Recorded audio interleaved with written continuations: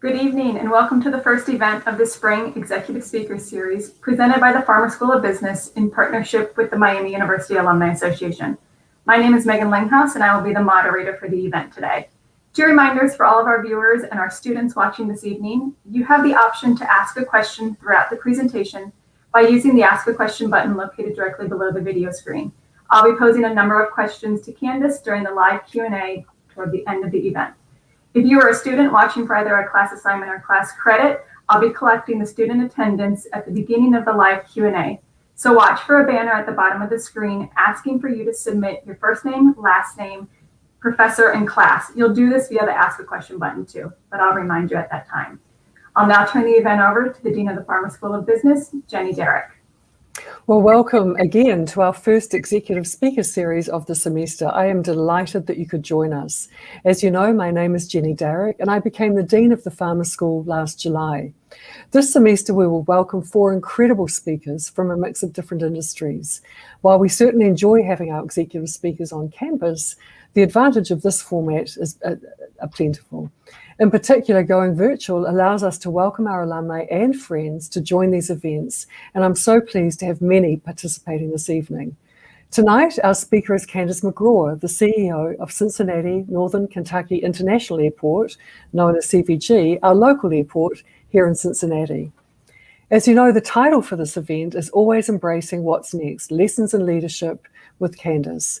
In this session, Candace will share lessons on leadership, drawing on more than 30 years of operational and legal expertise in the aviation industry. She is the architect and implementer of CVG's turnaround story of the last decade, is responsible for landing one of the Cincinnati region's biggest business deals ever, the $1.5 billion Amazon Air Hub. We will run this session more as a Q&A with the primary goal of helping you, our audience, understand why airports are critical to regional economic growth and how Miami University is a key partner with CVG in that work. Welcome, Candace.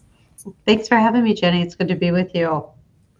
Our pleasure. So let me begin. You've got a really interesting background and an interesting story to tell. So tell me, how on earth did you become the CEO of CVG Airport, and did you ever think you'd end up in aviation? No, not at all, right? It's a story of happenstance. So I knew I always wanted to get into public sector work. I wanted to go to law school, and I did that and went to law school in Pittsburgh.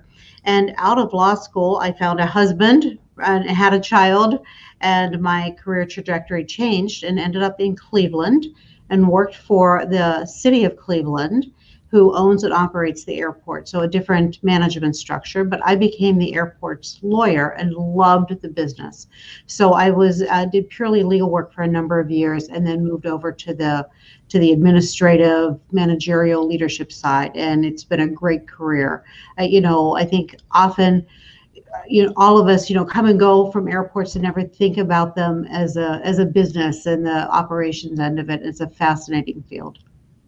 So I'm a woman dean. I'm in a minority as a woman dean of an ASCSB school, and I think you're even a smaller minority as a woman leader of an airport. So how many women do lead airports? Well, I'll tell you, so in the U.S., we have, say, maybe of the top 50 airports in the U.S., about 10 of us are women. So 20%, which is, certainly not an insignificant number, but certainly should be more. And then we have a few of our colleagues in Canada. I'm also privileged to be involved with our International Trade Association. We have a world board, so I have a seat on that world board, and I'm the treasurer. And of the 29 people on that world board, there are 4 board members that are women, 3 of whom, though, are North American, right? It's of that colleague, those 10 colleagues of mine. So there's only one other woman on the board, and she's from Spain. So I think we have a long way to go, certainly globally, more progress to be made domestically, of course. So a related question to that, a woman running some of our largest airports, or have they been relegated to smaller airports? No. Some of the largest in the country. These are my friends, my go-to people. We have, a great sisterhood amongst us, but Chicago, Denver, Philadelphia, Las Vegas, Pittsburgh, Sacramento, San Diego. So, a lot of the larger and mature markets are run by women. And I have to say, I think very successfully run by women. Very good, very good. So do you ever reflect on what it's like to be a leader in a field dominated by men? Do you pause and reflect on that? Actually, we talk about it a lot amongst that group of women. I think because there's so few of us, we've actually formed a nice little sisterhood, a club. We get together every other month for a conference call. We get together at conferences, and we also go away together once a year. And really, that's sort of the topic that we discuss is what sort of leadership attributes we need to bring to the table, maybe how our skill sets are either slightly different than the men, etc. I have found maybe some of the women leaders to be maybe a little more empathetic, lead from the heart more than solely from a business acumen. But I think really in all leadership things, it's really about finding your authentic style and having your own take on it, right? And being authentic to your personality. I love it. So pre-COVID, at least, many of us traveled a lot, and yet few of us really understand the business of airports. And I know when we talked, we rush to the gate, but we don't see the operations behind that. You've led a really interesting turnaround at CVG and diversified the business. So can you share the story of CG with us, and in so doing, allow the audience to really understand how complex and multifaceted an airport is to lead and run? Sure, happy to. So, I know you're relatively newer to our region, right? But years ago, the story of CVG was one of being a dominant hub carrier, home of a dominant hub, where at the time, probably about 80 to 90% of all the passengers that came through the airport were not from our area. They were people transiting through. So these were people maybe that started in New York, transited through CVG, ended up in Los Angeles. Well, when that carrier decided to downsize, CVG was left with some excess facilities. We had only one carrier here, and so we had to pivot. So we're a campus of 7,700 acres, and we had a lot of land. We had a lot of things we were able to do here. I arrived at the end of 2009, and it was clear to me that we had to diversify our business. So we had a great team of individuals here, and we set upon a strategic plan on how to do that, because we like all of your businesses listening in today have a P&L statement. We have to make payroll, keep the lights on, account for all those operations, and run it like a business. We don't receive any tax dollars. We actually generate tax dollars back into the community. So, it was incumbent upon us to figure out how to leverage those assets that we had, and go about a strategy to diversify carriers, to consolidate our facilities, to right size them for the amount of passengers that we have, how to, leverage our assets, like develop a real estate program here, etc. And so, I'm pleased to say now we went from a large number of passengers, right, to a lesser number, but we have been the fastest growing airport in terms of passenger and cargo pre-pandemic for the last 5 years, one of the fastest growing in the country. And really, it's because of the focus on diversifying and leveraging our assets. I love it. It's a great story about how much you have grown. And so I'm curious, you were a newcomer, I'm a newcomer, but you're not from Cincinnati. So how did you pull it off? And especially when the business is probably one where relationships and local relationships matter a lot. Yeah. Well, I'm sure I found, right, Cincinnati is a city where people like to have a personal relationship, and I think it's important to have those relationships. The airport, I knew, is a regional asset. So, we have a passenger base that's maybe, say, 50 to 60% from Ohio, 30% from Kentucky, 10% Indiana. Conversely, our workforce of 14,500 people on our campus is about 50 to 60% Kentucky, 30% or so Ohio, and 10% Indiana. So it was very important for me to understand this community, to understand the needs, to understand where businesses needed to go and travel. I needed to understand workforce issues, etc. So, I jokingly say, particularly in my early years here, I have shaken more hands and kissed more babies than any politician I know, because this is a town where you have to get out there and meet people. So I, just hit the ground and really listen to what the needs were. I find it quite fascinating, that we are, especially when you're located in North Kentucky, but you're serving 3 states. And what are some of the greatest challenges that come with serving 3 states? I think so. There are some challenges, right, that I've tried to hopefully leverage it to become attributes for us. So the biggest challenge, of course, is just the political jurisdictional issues. We consider ourselves completely zip code agnostic. We are here to serve the entire community, and I could easily be located in any one of those states to serve that community. But there are some political jurisdictional issues that come into play every now and then. So what I've tried to do, and my team tries to do, is make sure we enroll the entire community and talk about us as a regional asset versus an Ohio entity, a Kentucky entity, somebody serving Indiana. So just before in your answer, you were talking about diversification and how you diversified the airport and leveraged the many assets you had.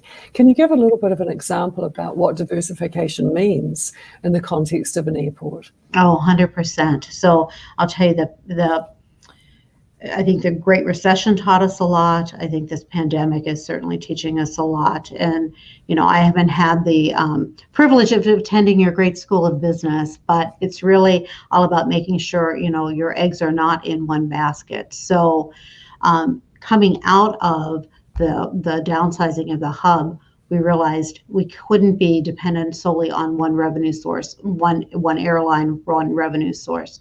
So we have a great diversification of carriers, so people can have a choice which carrier they'd like to fly. But we then also leaned into our cargo business, helping DHL grow. And I don't know, Jenny, if you're familiar, or the people listening in, that CVG is the home of the second largest operation for DHL in the world. Wow. So they're largest in Leipzig, Germany. We are the largest for all of the Americas, and then Hong Kong comes after us. So that was a great asset that we tried to work with DHL to grow. So important, and then the business of developing our land. So what all of those things have done is, even throughout the pandemic, now we've had various sources of revenue coming in, which has enabled us to be able to keep all the lights on, make payroll, weather this pandemic, thankfully, without having to do any reduction of staff. We're keeping our facilities operational, etc. That's quite remarkable, quite remarkable. So what were some of the key business principles and strategies you used to achieve the turnaround that you have? I think one, just some basic common sense. Again, I'm a lawyer by training. I don't have a good, deep financial background, but I always say to our folks, look, here's the basics. We have to make more money than we spend. You have to bring in more money than goes out. And we have a really good fiscal discipline here at CVG. When I started, I think, folks have been fiscally prudent, and we've continued that. So that's first and foremost. We make sure we look at our capital program to keep investing in the facilities, because we want to be able to continue to grow and provide safe, clean facilities now and into the future. I think always important to surround yourself with great people. While I'm not a financial person, we have a great finance team, and I think very highly of our CFO and his ability. So I think some of those things are important. I think also, right, to enroll the community, right? How can you partner with great institutions like Miami University or others to leverage off of their strengths, to help our business and find those mutual common benefits for both of us. I love it. I'm sure it wasn't all plain sailing. So talk to me a bit about about the setbacks that you had along the way, and in particular, what values or business principles did you employ to overcome these? Yeah. Well, so I'll get maybe a little personal on this versus just sort of business. Some of the folks listening in may be aware that sort of early on in my career here as CEO, I had a little bit of a tussle with some of my board members, right?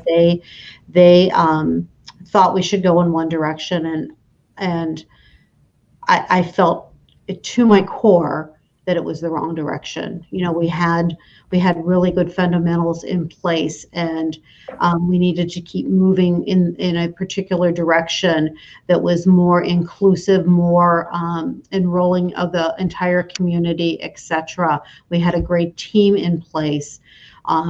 So I think it was maybe just some grit on my part and just sheer determination to plow through with that and sort of have the integrity to carry on with what I knew would be a good plan. I could visualize all the success on the other side. We just needed to go through some bumpy turbulence to get there, but we went right through.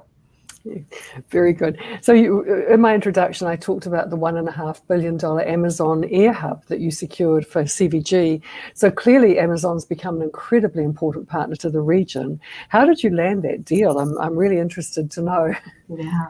So, as I talked about diversifying carriers, right? So diversity in passenger carriers. And I love the DHL folks. They're some of my favorite people to work with and with whom to interact. But we also knew we needed to diversify our cargo base. And a consultant came to us and was sort of fishing around about available land we might have, and he might have a potential client, etc. So we leveraged that into a discussion with Amazon and quickly latched on that we would be a great fit together for what they wanted to do. So this was probably in 2016, and Amazon, we had some discussions and they had some consultants involved, and I mean no disrespect to any listeners who are consultants, but I said, if we want to get this deal done and you want to move quickly, let's bring the right people to the table. And so one of their tenets was one of their principles they wanted to make sure was we could move quickly. So we sat down in November and said, I'll move as quickly as you do, and we hammered out a deal and announced it that following January for this $1.5 billion hub. This will be their largest operation in the U.S. They started construction shortly after receiving their environmental approvals. That hub is set to open later this year. It will be open before the holiday season. And then they will do a continual build after that for the remaining 600 acres in which they will operate. And then they have an option on another 450-acre parcel. So it was really an interesting discussion, some arm wrestling, and we were able to get there and move quickly. But what a great victory. And I think just before we move on to the next question, I think for our students who are listening, I think the importance of your answer is just how important supply chain is to this region, both with DHL that you've mentioned, Amazon, and then of course the peripheral industries that jump up around that. Do you want to comment on that before I move on? Yeah, no, 100%. I sort of talk about us as the epicenter of e-commerce. So particularly during the pandemic, I was referencing, the decline in passenger traffic. So, almost overnight, the passenger traffic declined. And pre-pandemic, sort of our usage of the airflow, our landed weight was 60% cargo, 40% passenger. We ended 2020 at 75% cargo, 25% passenger traffic. So thankfully we had the cargo carriers to keep our lights on, but also, that area is just booming with e-commerce. be it the delivery, keeping the economy going by delivering of parts, in this case now vaccine, of, PPE, but all those Amazon trucks that are running up and down, our neighborhoods delivering goods. So I think that's only going to be a growth industry. And so this area is so poised to be the epicenter of e-commerce and supply chain. I love it. And of course, sorry, carry on. No, I was going to say I'm calling it the epicenter of e-commerce. Our friends at Centrifuge call it the Great Supply Way. So either way, we're talking about the same thing. And I think what's interesting then, to the point you're making, is that all of these other industries come around it, and opportunities to look at technological advances with respect to supply chain, analytics with respect to supply chain. So an abundance of different opportunities, different industries, different types of jobs come with this. Oh, 100%. We opened a hangar here. We have a tenant. So we have about 72 different tenants on our campus, right? When you're talking about the complexity of the airport. But one of these tenants opened up a hangar November of 2019 for the maintenance of aircraft for these large cargo carriers. It's one building, one hangar, and they had to employ 300 aircraft mechanics. And those are, jobs that are, well-paying, good-paying jobs. And then one of the things we're sort of starting to lean into with our next strategic plan is saying we have an area that I'm calling hangar row, for lack of a better term right now, where I think we can probably have a good 4 or 5, 6 of these hangars lined up. And then the avionics shops associated with them. And then what about, the part that needs to be made? I think the manufacturing, but also, to your point, all the technology and the innovation that comes with it. This is a great, fertile, living lab for all of those experimentations for that technology. And I love it. And for our students who are listening, what a great example of the diversification you've done. And to your point, how it stabilized CVG as we went into the pandemic. So speaking of COVID-19, you did mention vaccines and you did mention PPE, and I know many of my colleagues now are starting to get vaccinated, so we do feel that there is light at the end of the tunnel. But talk to me about how CVG reacted to the pandemic, perhaps immediately when it happened. And I think all of us were trying to make decisions under uncertainty with great ambiguity, not really knowing what we were in for. If anyone had told us we were going to be locked away for a year, I think we would have thought they were crazy. But so tell me about how you have reacted to the pandemic now, early on and as it's continued on. Yeah, well, perhaps it's better we did know we were going to be locked away for a year. I don't know if how we would have reacted last March, being told that maybe gone stir crazy. But with respect to CVG, losing all of that passenger business overnight, I have to say it was a bit disconcerting. So those early days of the pandemic, there was some anxiety about how long this would last, how deep would the cuts go, etc. So a lot of consultation with our carriers, with the cargo carriers. I think I had our CFO on speed dial. One of the things we did, right, is we cut back on all our non-essential items, all our non-essential capital items, etc. And our team responded beautifully, right? I went to our team. We have about 450 direct employees, and was transparent about, we don't know what's coming, but we'll weather this storm and we'll tighten our belts.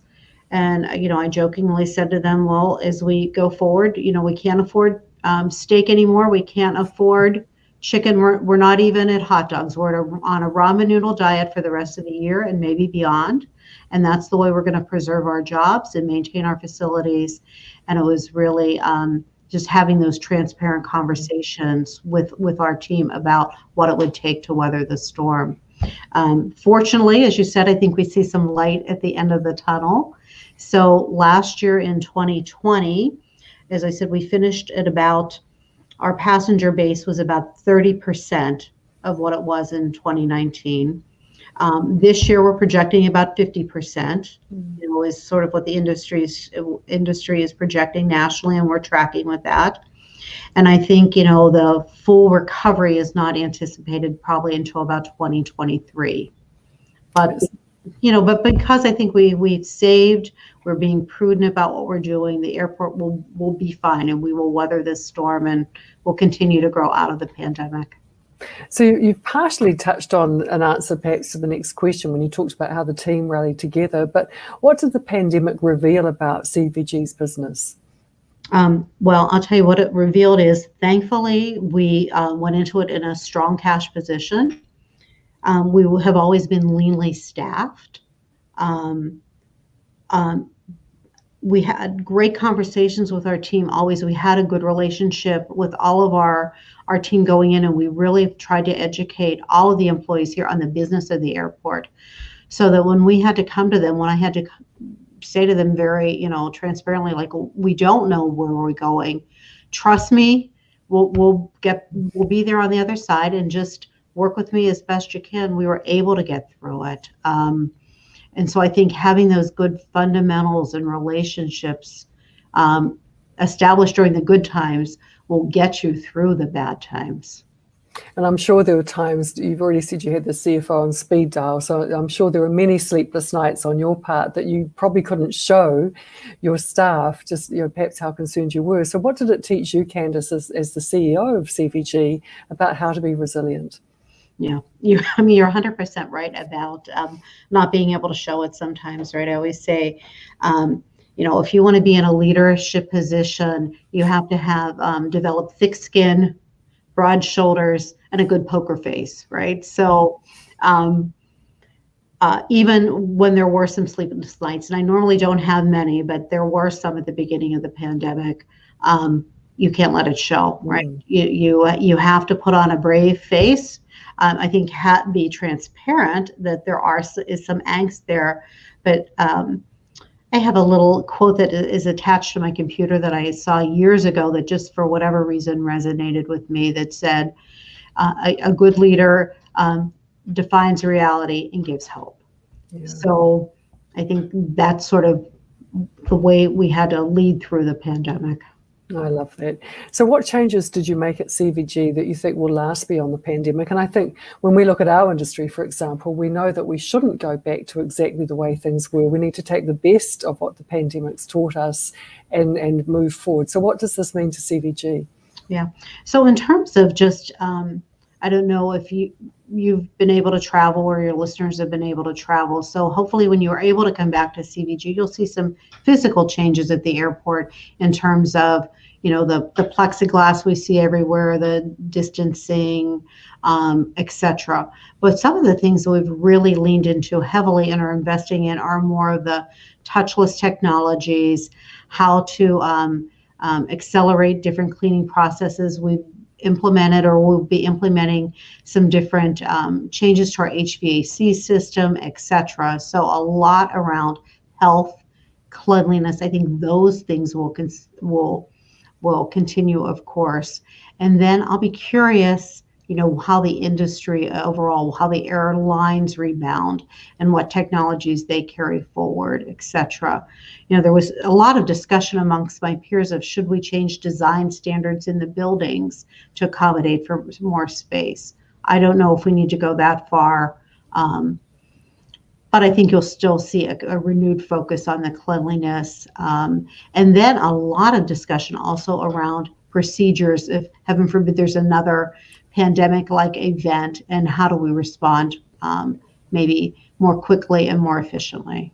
That's really interesting. So I want to move on to talk about the regional impact that CVG has. So talk to me about CVG's success and why its success is critical for this region here. Yeah, thank you. I do think our success is so important for the region. As I said, we have a campus of 14,500 people here, 70 plus employers. We've gotten in the habit of doing an economic impact study on it on every 3 years because, we'd like to measure our impact and what is happening. So the first one was conducted using 2012 numbers, and it had a $3.4 billion annual economic impact the airport does in our community, which is not an insignificant number. We did that study again using 2015 numbers, and that was a $4.4 billion economic impact. We did it again in 2018, and it was a $6.8 billion economic impact. So I think it's critical. I always say to our folks, the way we do our job impacts how everybody else in the community can do their job. Can you get the goods and services that you need? Can you get to the destinations you need to conduct your business or visit your grandchildren? All of those quality of life issues. So talk to me about how airports in general do impact a region's economy. You know, that number you talked about, nearly 7 billion in economic impact. So talk to us a little bit about how that's made up. Sure. So of that number, a lot of it is made up of either our capital program, right? As we build things here, you know, we're building a $200 million consolidated rental car facility right now. There's a lot of impact from construction jobs, that investment, right? So that's a spinoff. You know, I talked a little bit before about at one time, we were this connecting hub. And so when you start out and transit through, that passenger never left our front door. They had no economic impact outside of the terminal. So they didn't go to our restaurants, they didn't stay in our hotels, they didn't use our ground transportation facilities. So that's another economic impact into the community. It's about the mechanics that we talked about working on the aircraft, et cetera. So all these sort of direct expenditures and direct impact, and then the residual impact in the business and leisure markets. That's a really interesting model. So I know when we talked, we were talking about the Midwest, and I'm new to the Midwest, as everybody knows, and we were talking about the cultural differences between the Midwest and other parts of the country, and how you were talking about the renaissance of the Midwest. So I'd love for you to share that point of view with our listeners, because I thought it was a fantastic perspective. Yeah, so what I'm hopeful for coming out of this pandemic, and I've been involved with a lot of conversations with either the business entities in town or folks trying to raise capital for an additional investment, is that I think the pandemic has shown that there are some shortcomings on being on either coast. And there's some challenges with being on either coast. And in the Midwest, you know, we have the ability, we have workforce that is well trained and wants to work. We have good work ethic. We have a good work-life balance. We have an abundance of natural resources. We have great infrastructure in place. And so how can we market that, particularly to those companies and individuals on either coast that maybe have found this situation to be difficult? We're hopeful that this ends up being the, you know, reemergence, the renaissance of the Midwest. And I know there's a lot of work and effort going on to that right now about how we reemerge from this even stronger than when we went in. And from people I'm meeting and talking to, there's so much excitement about this region and what the region has to offer. So I think we're in for a great ride, a really interesting ride. So I want to go back and talk a bit more about CVG and innovation. And you know, you've touched on some of the areas where there's been innovation. And I know when I first met you and your team and saw a video, if I'm not mistaken, about little robots running around CVG Airport. So that really captured my imagination. So talk to me about how CVG as a business has leaned into innovation, and do please throw some examples in along the way, because it's quite fascinating to think about what is changing. Yeah, no, sure, happy to. So a few years ago, we promoted someone on our staff to become the Chief Innovation Officer. He had some great ideas about you know, how we could use various technologies, partner with universities like Miami University, and really look broadly throughout the world on what they were doing. So we sent him off to Singapore for a while and let him get some good ideas, and over to Munich to grab some ideas there. And we didn't know what actually this was going to look like. You know, he said, cast a wide net. And then quickly, we've sort of focused on a few areas. I think one of the ideas you referenced was the robots. Right now, we have them doing cleaning around the airport. So, you know, I jokingly, you know, think of them as very high-tech Roombas. They're doing wonderful cleaning and sanitization. But the other thing we're testing with them is, while they're doing that, can they map out our facilities and come up with some really good imaging of our facilities, And could these robots, while they're cleaning, also be doing security inspections? Could they, what are the other things we could add on, the other functions that we can do? A simple thing that now seems so simple, but it's great benefit for us. All the wearables that people are using, we put up sensors in our restrooms. And prior to this, like many facilities, right, we have housekeepers that would go in on a regular basis, clean the restrooms, old-fashioned, checklist on the wall, and well, now we have sensors in the restrooms. Our housekeepers get an alert that X number of people have been in the restroom, right, needs to be cleaned, and plus now we have a deficiency in whatever supplies are needed.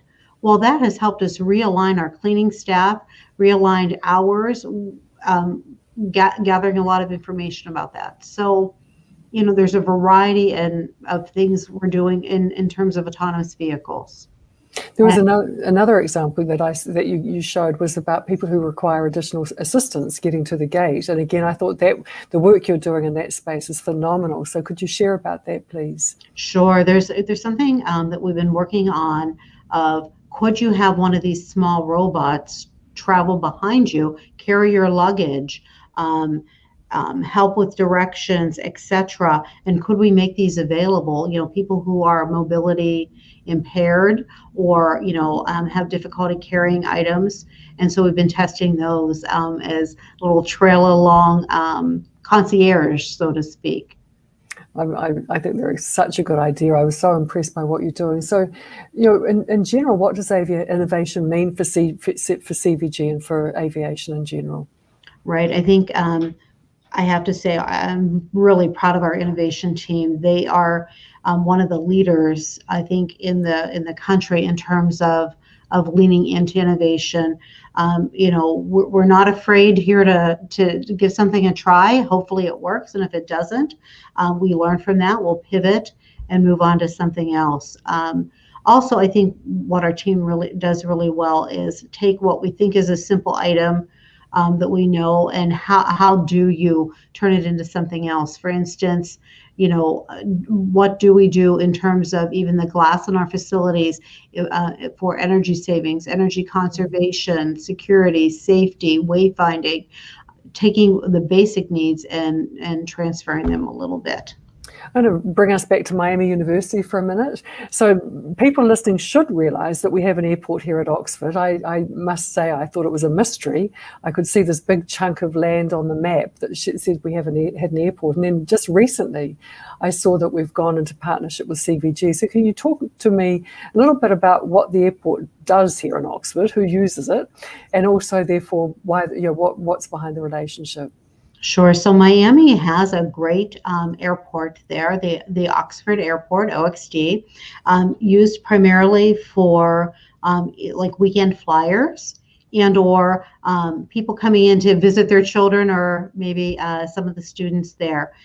It has great potential, but I would contend you all train your students very well. We know how to run an airport. So it's a great partnership that we've entered into that hopefully we'll get FAA blessing yet tomorrow, and we will be up there managing the airport. With it, we hope to grow your corporate traffic. We hope to be able to grow some of the weekend flying business, but really important for us was partnering on airport aviation innovations. Like autonomous vehicles, like drones, having an airport test site that we could use as a living lab and partner on those things. And so our team has been working with your team on some great ideas for that space. Now I understand why President Crawford's so excited about it. When you talked about the examples to do with innovation, it's a wonderful partnership and we're really delighted. Well, and I think for us, the benefit is, we have a great partner with Miami University, but also it starts building a system of airports. I think the more we can function together and think of, are there other transportation modes maybe in the future that'll be connecting us? We talk about the VTOLs with the, flying helicopters. Is that a great connection that we can test out between Miami, CVG, et cetera? I love it. So moving on to the future of aviation, you're part of 2 FAA advisory boards, the Next Gen Advisory Committee and Women in Aviation Board. As you look into your crystal ball, what do you see as the future for airports and aviation? And related to that, how do you envision women and girls playing a more prominent role in that future? Yeah, thanks. So I have the privilege of sitting on 2 federal advisory boards for aviation. The Next Gen Advisory Committee actually is focused on all the technology around airports and what does the FAA air traffic system look like? How should things be designed? What are aircraft engines going to look like in the future? What are noise issues? So that's a great panel in terms of looking at the industry as a whole. Now, this Women in Aviation Advisory Panel was constituted last year under former Secretary Chow, particularly focused on getting more girls and young women into aviation, and then how do you grow that as a career and focus on it from a STEM standpoint. And so that advisory committee is maybe about 30 women of all various aspects of the industry, from academia to pilots to myself with an airport. And really our work is focused on, I think, maybe 3 bodies of work. One, letting young girls and young women know that there are careers in aviation, what the breadth of those careers are. Secondly, talking about people maybe mid-career. How do you keep them enrolled and engaged when they have other maybe family or personal business to attend to? And then finally, how do you grow leaders and role models and get women at the head of the table in these various roles, either at airlines, airports, as pilots, et cetera? And we're hopeful to have some recommendations within the next year on what that future is for young women and girls in aviation. Good. We're coming up to the last couple of questions that I've got for you before we switch to our audience questions. So your entry into aviation was not automatic, but has ended up being an industry you love, and you've made a stunning contribution to the industry. As we close, I wonder if you can give career advice to our students who are listening. I would probably say be open to what comes your way, and I had a career path in my head, and I knew exactly where I was going. And then, things changed, and then you lean into the change. So I would say be open for that change. And then whatever you do it with gusto, learn your craft, lean into the opportunities. Particularly on this Women in Aviation panel, we talk a lot about some young women are afraid to raise their hand. They think, I only meet maybe 4 of the 10 criteria for this position. Dive in and give it a go. Don't let fear stop you from making that next step.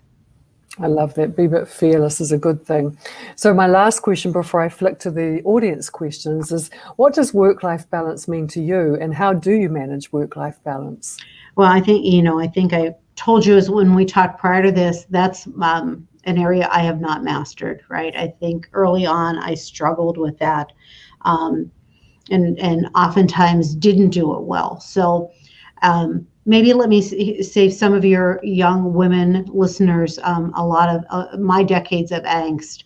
I was sitting around a few years ago with a lot of very highly qualified, highly successful women, who looked like they had the perfect career, the perfect family life, etc.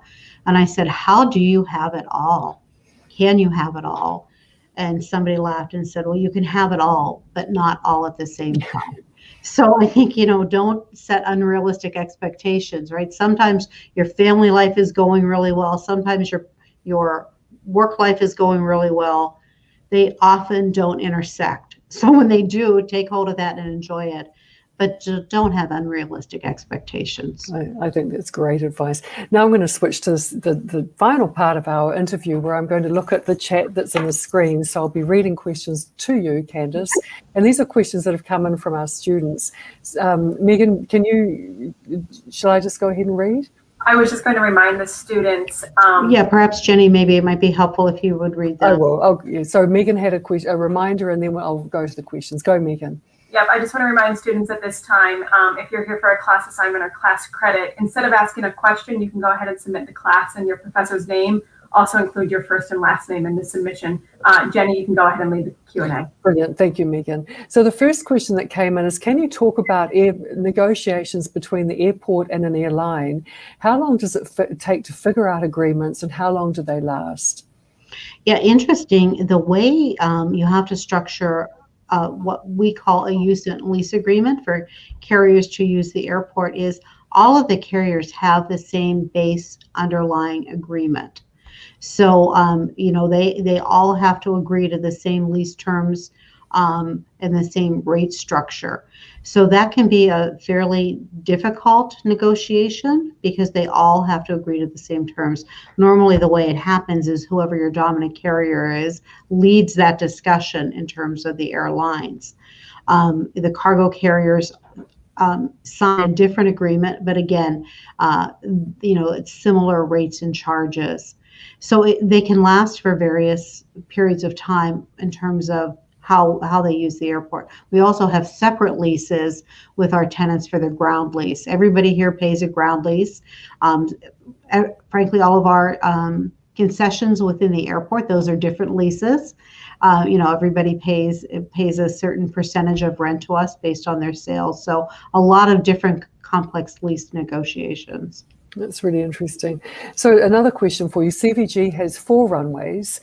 I'm curious to know whether all runways were utilized efficiently pre-pandemic. As Amazon opens their hub, would 4 runways be enough for the airport? Yeah, no, great question. So part of the discussion with Amazon and why they chose us was our great airfield infrastructure. Just as a non sequitur, you had mentioned Amazon, but when we had the negotiation with them, and it was clear to me as we started the negotiation, they went away and they were probably talking to another airport, shopping our deal, right? And then we finally reached the culmination of negotiations, and I said, all right, so why CVG ultimately?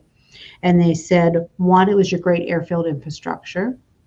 2, it was your great highway infrastructure. 3, it was trained workforce and available workforce.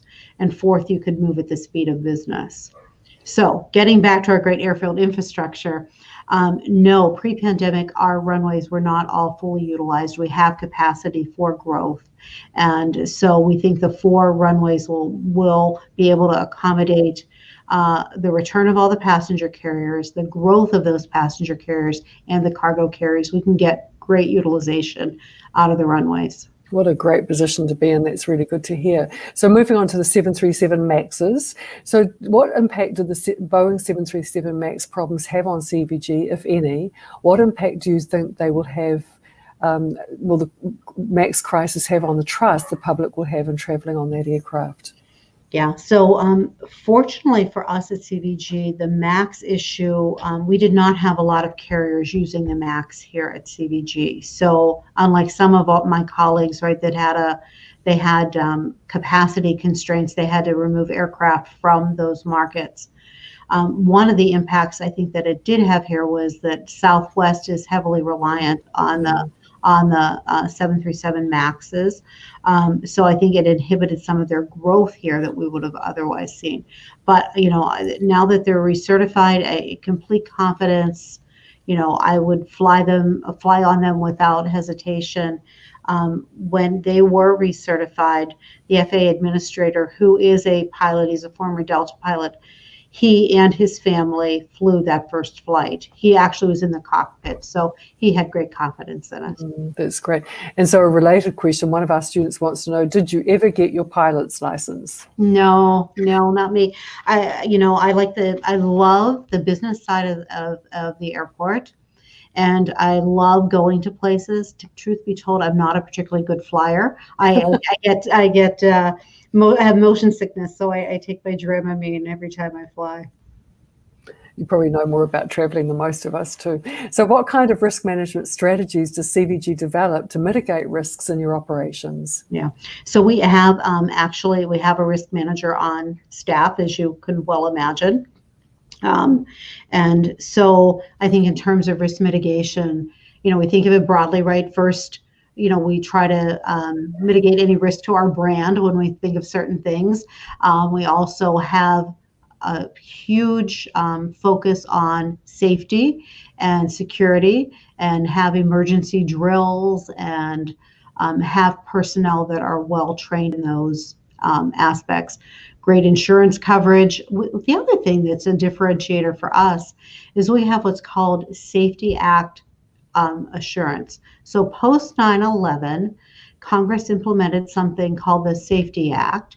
And it was really at the time geared towards private companies that if you had certain standards in place and followed certain procedures, heaven forbid there was a terrorist act, but you would be immune from liability for that.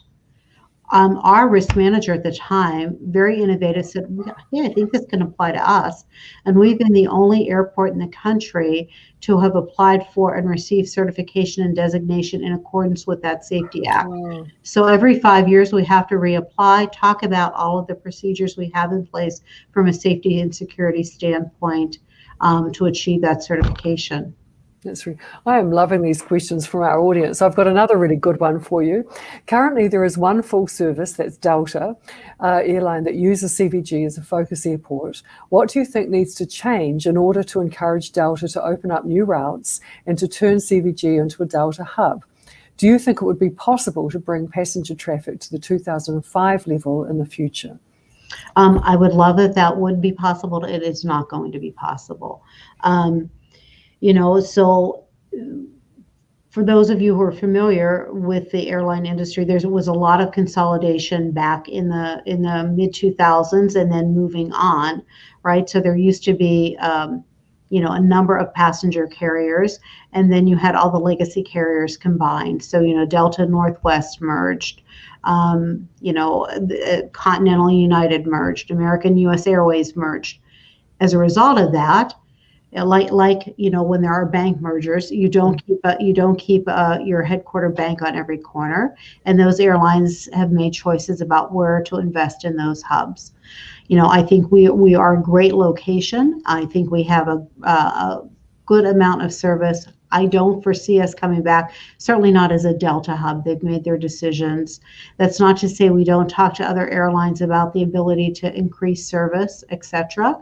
And we have talked to maybe some airlines that will grow in the future and increase their level of focus here. I know we're still one of Delta's in their top 20 airports in their network.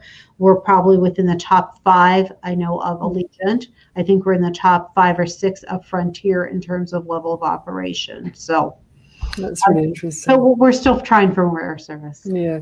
Moving on to competition. So Indianapolis International Airport also has a cargo facility and similar passenger traffic, and is in close proximity to CVG. So do you face any competition from Indiana, either in terms of cargo or passenger airlines? Sure. We jokingly call it here at CVG the Ring of Fire. We have several airports within a 2-hour drive time of us: Indianapolis and Columbus, Dayton, Louisville, and Lexington. So we are mindful of that people have choices. And so we make sure we try to run a very good operation. We keep our costs very low, so it's very cost effective for the airlines to be here. In terms of cargo, we are the 7th largest cargo airport in North America, and that will only continue to increase as Amazon ramps up its operation. Love it. So in the future, will you expand with more airfields? Expand our airfield in terms of runways, et cetera, or are we talking about maybe I would love to see some more partnerships like we've done with OXD. So that I would love to see. I would love to see that network of airports grow in the future. And, I'm very appreciative of your colleagues at Miami being patient with us as we've worked through the legalities and leases and all. And I think it'll be a great template in the future. In terms of our airfield, we have 7,700 acres. We won't be acquiring any more land for airport purposes.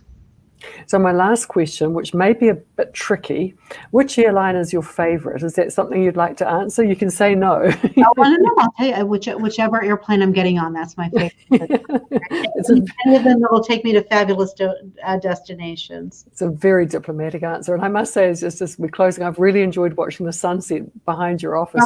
You've got a great view. I think I would not get any work done if I had your office. I'd be looking at the planes taking off all the time. Well, I'll tell you, the view that I have outside the window in front of me. So you've been looking at the window behind me. The one in front of me is a DHL and Amazon. So I've literally watched the Amazon construction coming out of the ground. So it's a great place to be, and it is a great view. Well, just as we close, Candace, I want to thank you sincerely from the bottom of my heart for the privilege of your time. As a fellow CEO, if you will, of an organization, it's been great to get to know you and get to understand the complexity of your organization, and just to feel that I have a kindred spirit in Cincinnati that we are partnering with and will continue to do business with. So thank you so much. I've really enjoyed this interview. Yeah, thank you. I'm very appreciative of it, and I look forward to getting together in person. Let's bank on that. Thank you.